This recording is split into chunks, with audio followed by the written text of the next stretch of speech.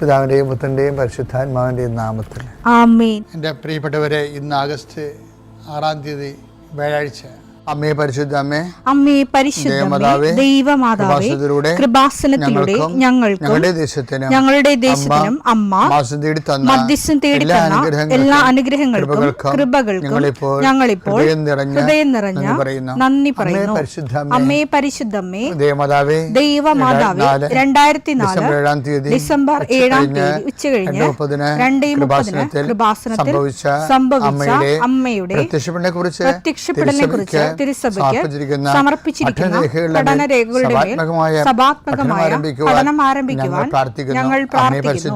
അമ്മേ പരിശുദ്ധമേ, ഭൂസ്വർലോകങ്ങളുടെ രാജ്ഞിയായ അങ്ങേയ്ക്ക് ഭൗമസംരക്ഷണത്തിനായി പ്രപഞ്ചപ്രകൃതിയെ തന്നെ തിരുസഭ പ്രതിഷ്ഠിക്കുവാൻ ഈ പ്രത്യക്ഷീകരണം വഴി ഇടയാക്കണമേ. പരിശുദ്ധമേ, ജപമാല മാതാവേ, സകല കൃപാസനം പ്രാർത്ഥനയോടും ചേർത്ത് ഞങ്ങളിപ്പോൾ പ്രാർത്ഥിക്കുന്ന ഈ കുടുംബത്തിന്റെ പ്രത്യേക നിയോഗം പറ മക്കളെ.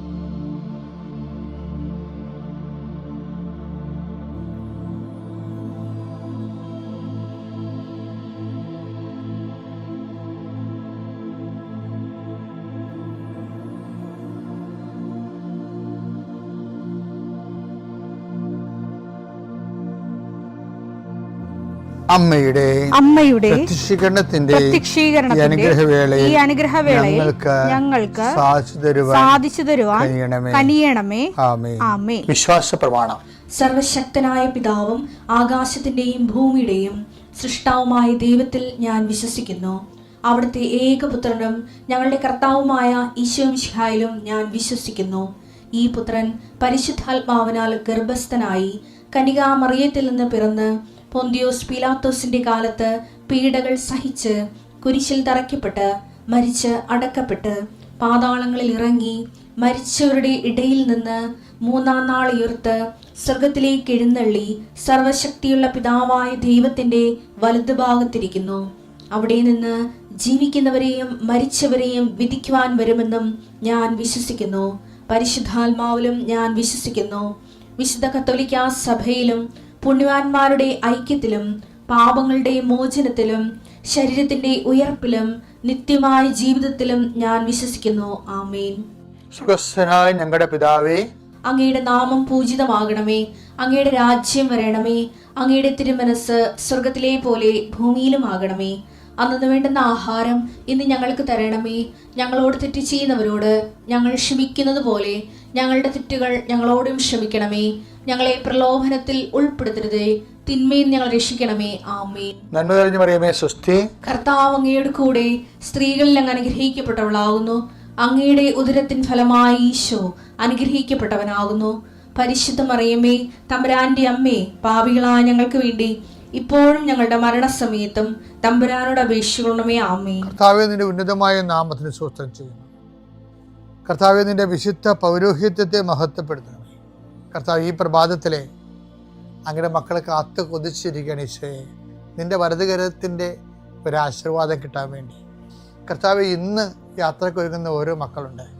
ഓരോ ഉദ്യമങ്ങളിലൂടെ മനസ്സിൽ വിചാരിച്ചുകൊണ്ട് പോണവരുണ്ട്. ഓരോ ലക്ഷ്യങ്ങൾ മനസ്സിൽ വെച്ച് പോകുന്നവരുണ്ട്.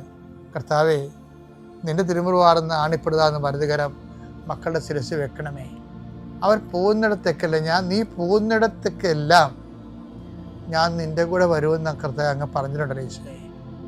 അങ്ങയുടെ സഞ്ചാര സാന്നിധ്യം അങ്ങയുടെ മക്കളുടെ കൂടെ ഉണ്ടായിരിക്കണമെന്ന് പ്രാർത്ഥിക്കുന്നു. എൻ്റെ കർത്താവെ, രോഗികളെ സംബന്ധിച്ച് പ്രാർത്ഥിക്കുന്നു. എൻ്റെ കർത്താവ്, മുടി കൊഴിഞ്ഞു പോകുന്നവരുണ്ട്. വട്ടത്തിൽ മുടി കൊഴിഞ്ഞു പോകുന്നവരെ കാണിക്കുന്നുണ്ട്. അവരെല്ലാം കർത്താവ് സ്പർശിക്കണം. അവരിത് മാത്രം മാനസിക സംഘർഷം അനുഭവിക്കുന്നു. Cancer 4th stage അനുഭവിക്കുന്നവരുണ്ട്.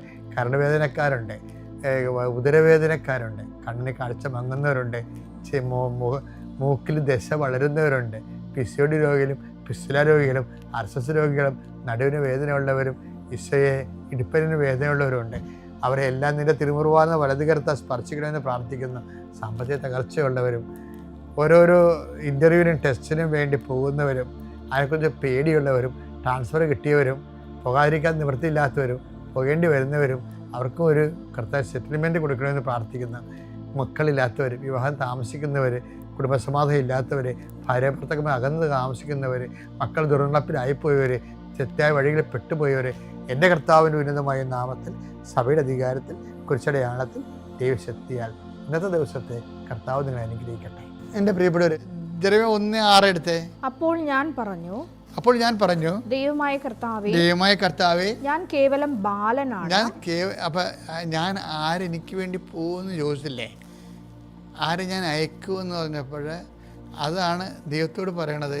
എന്നെ അയച്ചിട്ട് കാര്യമില്ല, ഞാനൊരു പാവമാണ്, ഞാനൊരു ബാലനാണ്, സംസാരിക്കാൻ എനിക്ക് പാടവമില്ല, എനിക്ക് സംസാരിക്കാനുള്ള കഴിവൊന്നുമില്ല. കർത്താവ് എന്നോട് അരുളി ചെയ്തു. ലക്ഷ്യം പറയും, കർത്താവിന് അരുളി ചെയ്തു. വെറും ബാലനാണെന്ന് നീ പറയരുത്, നീ ബാലനാണെന്ന് പറയരുത്. ഞാൻ അയക്കുന്നിടത്തേക്ക് നീ പോകണം. ഞാൻ അയക്കുന്നിടത്തേക്ക് നീ പോകണം. ഞാൻ കൽപ്പിക്കുന്നത് എന്തും സംസാരിക്കണം. കൽപ്പിക്കണ എന്തും നീ സംസാരിക്കണം. നീ അവരെ ഭയപ്പെടേണ്ട, നീ അവരെ ഭയപ്പെടേണ്ട. നിന്റെ രക്ഷയ്ക്ക് നിന്നോട് കൂടെ ഞാനുണ്ട്. കർത്താവാണിത് പറയുന്നത്.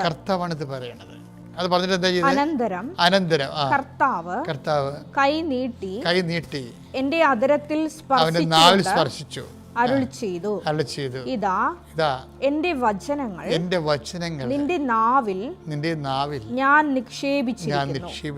പിഴുതെറിയാനും ഇടിച്ചു തകർക്കാനും നശിപ്പിക്കാനും തകിടം മറിക്കാനും പണിതുയർത്താനും നട്ടുവളർത്താനും വേണ്ടി ഇന്നിതാ ജനതകളുടെയും രാജ്യങ്ങളുടെയും മേൽ നിന്നെ ഞാൻ അവരോധിച്ചിരിക്കുന്നു. എന്തൊരു വർത്തമാനം! ഇതൊക്കെ ഇന്ന് നടക്കണ കാര്യമാണ്. കർത്താവ് വന്ന് നാവിൽ തൊടും. അപ്പം ഈ ഐസയായിൽ നാവിൽ കനൽ കൊണ്ട് തൊടുന്നു, ജെറമ്യായിൽ നാവിൽ കൈ കൊണ്ട് വിരൽ കൊണ്ട് തുടർന്ന്. അപ്പോൾ ഇതിന് എന്താണ് ഐസയാൽ പറയണത്? നീ അശുദ്ധനെന്ന് നിന്നെ വിളിക്കരുത്, നീ പിഴുത് എറിയാനുള്ളവരാണ്, പണിതുയർത്താനുള്ളവരാണ്. അപ്പോൾ എന്താണ് ഈ നാവിൽ തൊടണമെന്ന് പറഞ്ഞാൽ എന്താണ്? ശരിക്കും പറഞ്ഞാൽ കുടിൽ കൊണ്ടെടുത്ത് കനലുകൾ തൊടുകയാണ്. എന്താ സംഭവം? നാവിൽ തൊടണേ എന്താണ്? ശരിക്കും അത് തന്നെയാണ് ഈശോ പറഞ്ഞത്. എന്താ പറഞ്ഞത്?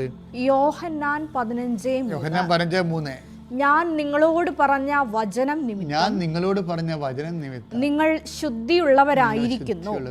കനല് തൊട്ടപ്പോൾ ശുദ്ധി ഉണ്ടായില്ലേ ഐസയാക്ക്? കനലെന്ന് പറഞ്ഞാൽ എന്താണ്? ജെറമ്യാ പറയും അത് വചനമാണ് നിക്ഷേപിക്കണമെന്ന്. ആ വചനം തന്നെയാണ് നമ്മൾ ശുദ്ധീകരിക്കുകയും ശക്തീകരിക്കുകയും ചെയ്യണത്. ഈ ശുദ്ധീകരിക്കുകയും ചെയ്യുന്ന വചനത്തെക്കുറിച്ചാണ് യോഹന്നാൻ 15:3 പറയണത്. ഞാൻ നിന്നോട് പറഞ്ഞ വചന നിമിത്തം നീ വിശുദ്ധിയുള്ളവനായിരിക്കുന്നു. അപ്പോൾ വചനാധിഷ്ഠിതമായി നമ്മുടെ ജീവിതത്തെ നമ്മൾ പുനഃക്രമീകരിച്ച് കഴിയുമ്പോൾ അതിന് നമ്മൾ ഉടമ്പടി സഹായിക്കും. നമ്മൾ ഒരേ സമയം ശക്തിയുള്ളവരും വിശുദ്ധിയുള്ളവരാകും. അപ്പം നമ്മൾ ശക്തിയുള്ളവരും വിശുദ്ധിയുള്ളവരും ആകുന്നതിന് വേണ്ടി ആയിരിക്കണം ഉടമ്പടിയുടെ ലക്ഷ്യം. അതായിരിക്കണം ഉടമ്പടിയുടെ അടിസ്ഥാനപരമായ നിയോഗം. ആ നിയോഗം നമ്മൾ നെഞ്ചിലേറ്റി കഴിയുമ്പോൾ ബാക്കിയുള്ളതെല്ലാം ദൈവം ചേർത്ത് നൽകും. പിതാവിൻ്റെയും പുത്രൻ്റെയും പരിശുദ്ധാത്മാവിൻ്റെ